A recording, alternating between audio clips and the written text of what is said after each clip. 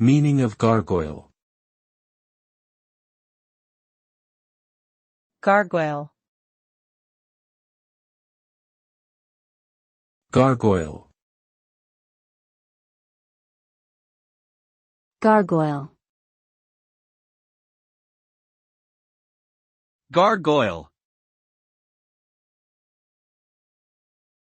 A gargoyle is a decorative, often grotesque, carved or sculpted mythical creature with a spout designed to convey water from a roof and away from the side of a building. It is typically found on medieval architecture, particularly Gothic cathedrals. In addition to their practical function, gargoyles were thought to ward off evil spirits from the buildings they protected.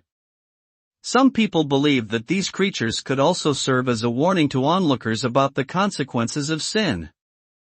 Today, gargoyles are often used as ornamental features in modern architecture, as well as in art and popular culture.